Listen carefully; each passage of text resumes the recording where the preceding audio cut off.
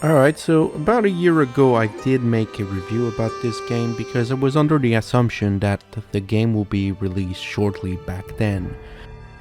But clearly the game is still in early access as of now. In fact, the last version, the one I'm reviewing, is version 9.11. It's getting way closer to what will be the actual released product. So if you did not see my previous review, you can always check it out, but the game changed enough that I think deserves a new review. The most striking change, of course, will be on the performance level. The game is buttery smooth, the frame per seconds aren't always that incredible, sometimes they're quite low, but it still feels fluid enough that it does not really have any impact on the actual gameplay. As for the game itself, it did change a lot too. Previously we had a system much more similar to the Guild 2 without really all the fine-tuning that made it interesting. It was kind of honestly very boring last time I played the game, but this time around, rather than trying to mix micro and macro management, the game has a tangent toward going more toward the macro side of the things. So your business are pretty much self-automated to be working, so it's kind of hard to not make money in the current game. And you honestly only have to hire people or put in some family working into the business for them to be doing profit non-stop. It seems like the AI knows exactly what needs to be produced to make the highest margin possible, and the transporter seems to be intelligent enough if they're following the stockage rule to actually transport raw resources to produce whatever end result you're getting from your business and then ship that back to the market at the highest price possible. The markets also had some change. Previously you had a global market for every sub-cities into the map. They were sharing the same price across the map. But now the system changed and each little sector has its own market with its own rates going. So if you're near a couple of mines in the outskirts of the town, you have probably much better prices on the resources but higher costs for any other finished items in these markets. While if you go into the downtown, then there will be a high price for the natural resources, a much more tolerable cost for finished products. There was also some changes that were made for these basic resources that are the elemental building blocks of the economy, like wooden logs or minerals. You got a little flower places, you got a cemetery for bones and stuff, and all of these are actually being used by business or ballast, for example, go and gather goods, but you can also send your character to gather the goods and then sell them after, allowing you to be able to exploit these basic resources as a subsistence for an economy without doing any business. So you can actually set up something more complex and make a little bit of profit with a lot of hard grinding micro work of carrying goods around to get a better prices. And these natural resources also falls into the second category, like the lumber yards, the mines. Every day there will be an auction for these specific building that you can bid on for a substantial amount of money to be able to, for 24 hours, profit fully of the wealth that's coming out of this place. So you actually just pay one time for 24 hours and then you can loot and pillage the entire stock and make a nice fat profit. So that's very easily abusable if you're asking me, but it's a pretty nice feature, the leasing of the basic resources. I just don't feel like it's well worked out enough, because every single day you gotta go back and bid back on the same business and it gets very expensive, and once looted there's not much more money to be made out of these business. And this is pretty much how the basic resources are split. Otherwise, you still have the four professions. You have the farmer, the handicraft, the herbalist, and the rogue. You don't need to necessarily make a hard choice at the start. When you create your first character, you'll have to pick a profession, but with money and influence, you'll be able to unlock more titles that will give you access to different professions. So this is very similar to what was already in the game, and the system is a RPG-esque type of unlock system, skill 3. That's pretty interesting, and I think well built at the moment. I don't think it needs any major change for that. Building the businesses is still the same as always has been the Guild 3 and the Guild 2. You basically just unlock the appropriate skill and then you can place down the building, and afterward if you need some upgrade later with new skills, you can just quickly click to upgrade the building to unlock the new resources to be produced. This system is really unchanged. The production screen has been changed a lot for all the automation stuff that's going on, but it's still generally the same spirit and the same mechanic as it always has been, so that's pretty natural. If you watch my previous review, I spoke more in depth of it, so you can always watch that out if you're interested to know more. But I mostly want to cover the difference that I have between last year and now the game that I was able to play.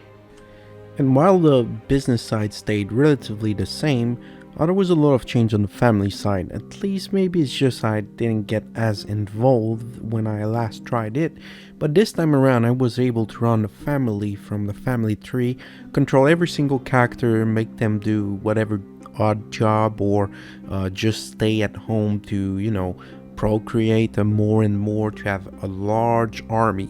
And it was very beneficial when I actually got involved into the local politics, because for some reason it's way easier to win the game if you control the entire political aspect of the town. And you know, back in the day, controlling politics in the town was being the king itself. Managing a large family is really easy in the Guild 3 with the current system, so I just rebinded the family tree shortcut from F something to R. So I can just press R and control the entire family. Our system is pretty intuitive. Once you click on the portrait, you'll control the person, but unless you control number binds, characters or places, it's not really the most efficient control. So I would like maybe a little bit of work up on the family tree, so it gives maybe a better insight into the characters, their current task, what they're available to, their current position, just so we get some more placement when we start getting very involved in the game and start producing a quite substantial amount of children. And of course, making that many children will bring a hurdle in your path to ultimate conquest of the city. The problem is that courting other people is still quite a hassle. You gotta make some flowers and then start flirting a bit and giving some flowers to start getting something, and then be able to marry that person and start making kids is quite a challenge by time when you're just trying to run for office and everything.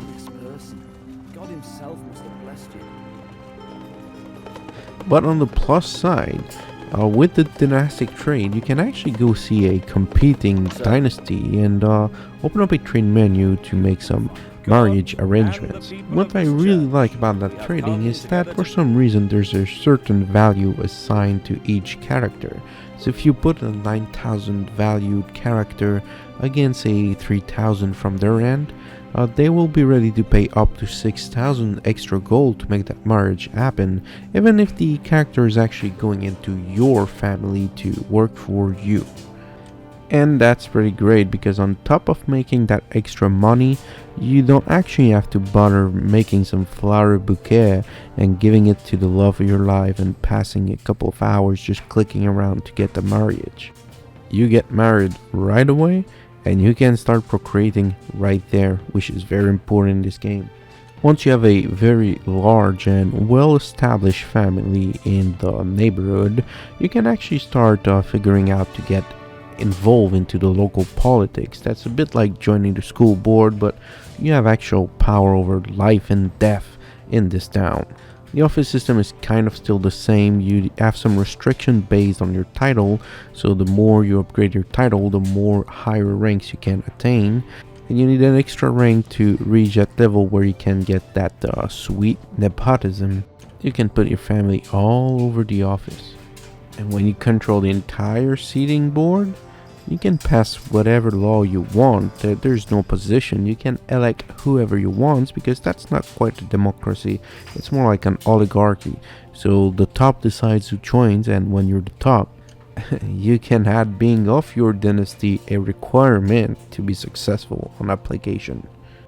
So that really goes to show how good nepotism is. But yes, it's still kind of shallow when you stop and think about it compared to the Guild 2. We had a much more involved atmosphere during the game where we were actually taken into the city hall to see the discussion and be able to make an impact or a last minute bribe to either pass a law, or even during the trials being able to negotiate it with the judge and the jury and the executor so you can get a better, lighter sentence, or maybe just extract a bit of money before chopping off a head.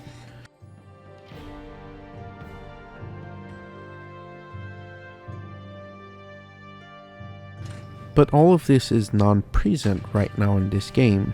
The entire console city aspect is just a little pop-up on the calendar asking you to vote for law if you agree or not, or for the trials when you have the appropriate position for different trials, you just set the sentence. So you can actually take some petty crimes but from a dynasty you hate and put that person in jail for a long time.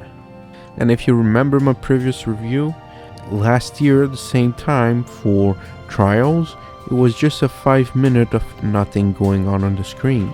I'm not kidding, that was what we had. So right now the game is way more playable than just last year due to that simple fact. And I've gotta say, I actually had a lot of fun playing the game in its current state. My previous unrecommendation of the game due to the state it was in is kind of reversed now. I think the game might be much more worth your time now. It's not a fully completed game, it's still an early access and it still can change a lot like it did previously. I had enough fun that I think I'll check it again later. I think it's on the right track to become a good game at least. But thank you for watching this short review of the Guild 3, and if you enjoyed, make sure to drop a like and a subscribe, it helps a lot, trust me on that. Thank you for watching, and see you next time. Go away! Oh.